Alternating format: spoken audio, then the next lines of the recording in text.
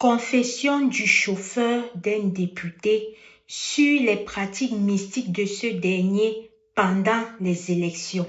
Famille, l'histoire mystique d'aujourd'hui.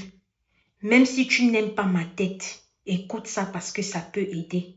Voici les récits des faits.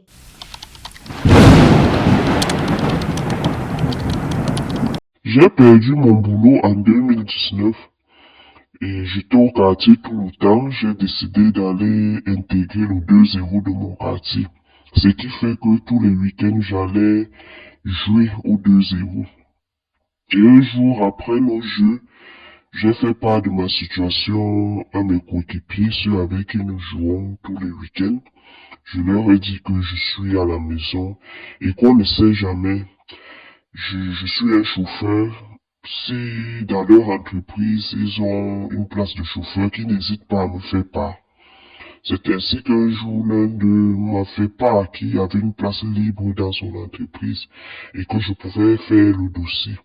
J'ai donc fait rapidement le dossier, je l'ai remis, il l'a déposé.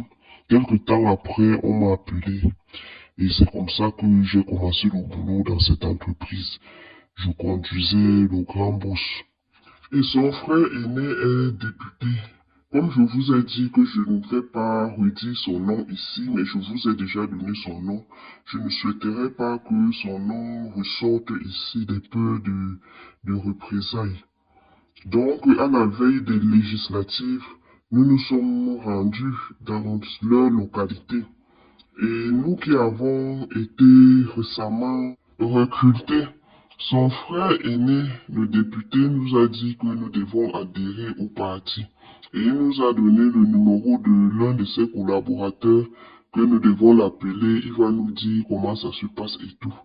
Nous l'avons appelé et le monsieur nous a donné un rendez-vous. Sur place, sur les lieux, le monsieur n'était pas là. Ce qui fait que nous sommes rentrés.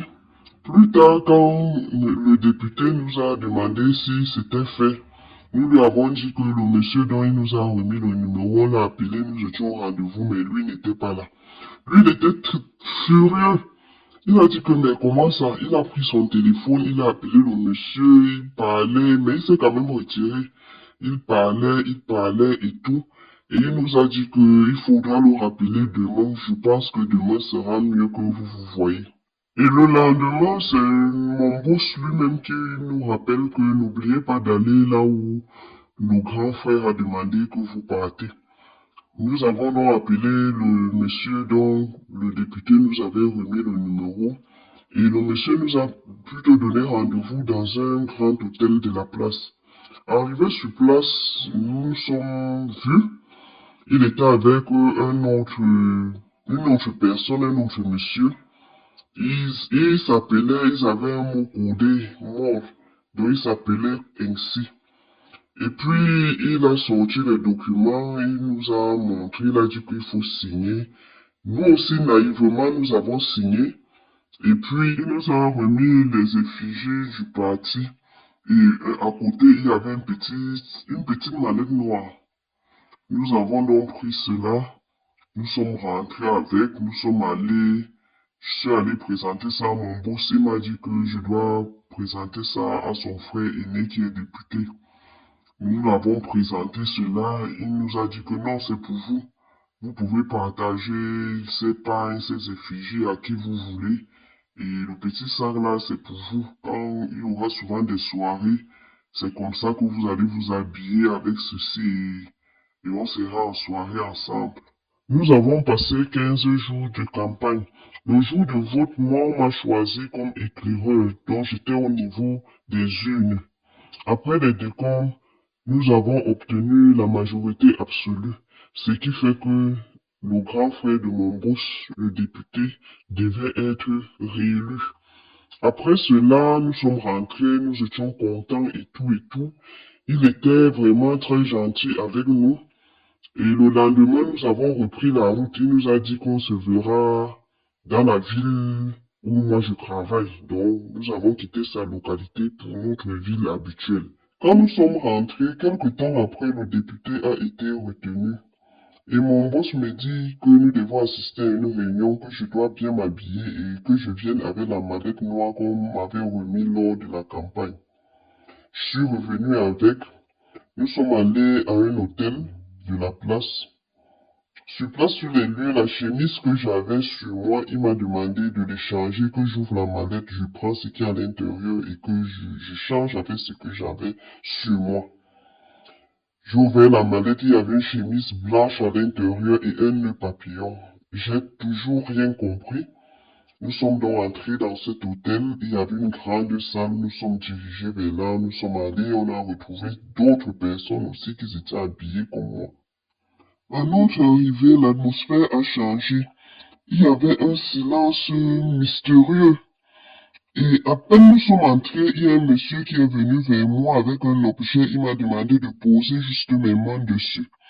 Et j'ai posé mes mains dessus sans comprendre ce qui se passait. Quand je suis allé m'asseoir, le député est donc venu vers moi. Il m'a salué, étant très content, il m'a appelé mon fils. Et là, sur place, j'ai réalisé que je venais de franchir la première porte d'un monde complètement différent. Il était donc mon parrain dans cette secte-là, que j'ai intégré sans le savoir. Et tout le temps, quand on lui donnait des affaires, il me le confiait. Il me demandait de le faire à sa place. Au début, je le faisais, je me battais pour le faire. Et en retour, je n'avais rien. Son frère, qui était mon boss, me disait tout simplement, si tu veux un crédit, nous pouvons te l'accorder. Et même le crédit, j'avais refusé de prendre ce crédit-là parce que ils m'ont fait intégrer une secte dont je ne leur avais pas demandé. Et c'était comme ça tout le temps, je faisais des pour ce député-là. Un jour, on a remis à mon patron de le faire. Il m'a demandé de le faire. Je l'ai fait.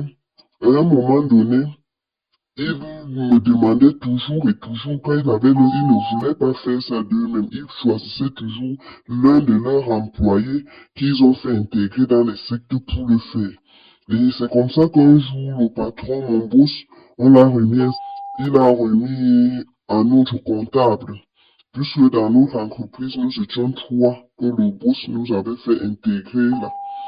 Et le comptable, en allant faire, il n'a pas réussi à le faire. C'est comme ça que le comptable a payé le prix. Et puis, le comptable est décédé. Quand j'ai vu ça, ça m'a fait très peur. Un jour, on a encore remis au député de le faire. Il m'a demandé de le faire, j'ai refusé puisque c'est lui qui était là-bas comme notre parent. Donc c'est lui qui nous a fait intégrer là. Lui, il était considéré comme notre parent. Donc on lui remettait lui, il remettait à ceux qu'il a fait entrer comme nous pour que nous le fassions. Et là, lui, il tire les bénéfices. Nous, ça peut nous amener comme on peut. Si on réussit à faire, c'est bon. Si on ne réussit pas, ça peut nous amener. Mais lui, il va rester tirer les bénéfices de ce sacrifice qu'il nous a demandé de faire. C'est pourquoi vous voyez généralement dans ce secteur-là, à peine un jeune arrive, il décède. Pourquoi? Parce que celui qui l'a parrainé l'envoie faire ses propres, en plus de ce que toi-même qu'on a amené, tu dois faire. Et comme ça, tu te sens surchargé. Tu es obligé de faire sans même te contrôler. Et quand tu rates, c'est comme ça que tu décèdes. Quand ils ont vu que je refusais de faire et que j'étais déjà rebelle, c'est comme ça qu'ils m'ont donc licencié. Et une fois à la maison, j'ai pas parlé de ça à mon épouse parce que j'avais peur. Et j'ai décidé de ne plus tellement adhérer. Et ils ont constaté ça, ils me menacent tout le temps. Ils me menacent tout le temps. Je suis obligé d'assister aux réunions, mais je n'ai rien. Je n'ai ni pris leur argent, je n'ai ni pris tout ce qui les concerne. Mais je suis menacé tout le temps. Tout le temps, je suis menacé.